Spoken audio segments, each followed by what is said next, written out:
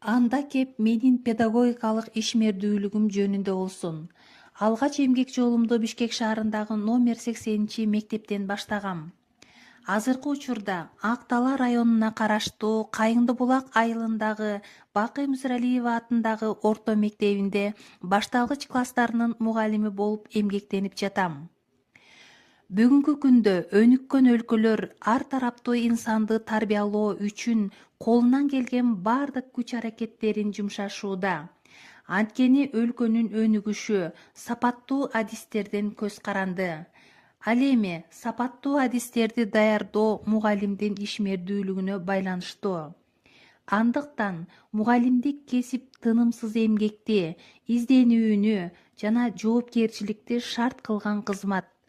Мугалим окуучулары үчүн билим дубалы болуп, келечекте бүтүндөй бир муунду калыпка салган инсан. Ал эми мен азыркы доордун мугалими өткөндө калыптанган тарбия системасынын жетишкендиктерин сактай билген, аны өз ишинде чыгармачылык менен колдоно алган кесипкөй инсан катары өз ишмердүүлүгүмдү негизги 3 сапатты өнүктүрүүнү максат кыламын. Алар билим, жөндөм жана инсандык сапаттар. Анткени билими, жөндөмү жана инсандык сапаттары өнүккөн мугалим өзүнө жана чөйрөсүнө жардам бере алат. Билим бул күч, энергия, жашоонун кыйынчылыктарын билим менен жеңип, тоскоолдуктардан билим менен гана өтө алабыз. Окуучулар мугалимдин катуулугун, урушкандыгын кечирет, бирок эч качан өз предметин билбегенди кечирбейт деп улуу окумуштуу педагог Макаренко айткан экен. Ошондуктан ар дайым өз предметим боюнча билимимди жогорулатып, өнүктүрүү менен курстардан өтүп турам. Мындан сырткары, башталгыч класстарынын окуу жөндөмүн күчөтүү боюнча USAIDтин «Келгиле окуйбуз» долбоору Кыргыз Республикасынын Билим берүү жана Илим министрлиги менен биргеликте 1-4 класстардын окуучуларынын базалык окуу көндүмдөрүн өнүктүрүү максатында USAIDтин «Бирге окуйбуз» долбоорунун жетишкендиктерин улантып, бекемдөө максатында квалификациямды жогорулаттым.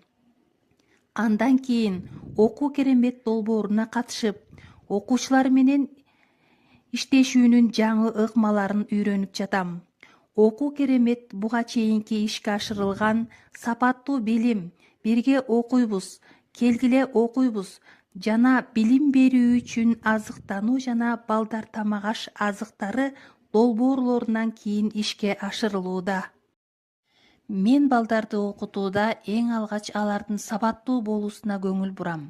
Сабаттуулук бул күнүмдүк жашоонун негизи, өзөгү жана окуучу башталгыч мектепте калыптандырган эң маанилүү көндүм деп ойлойм.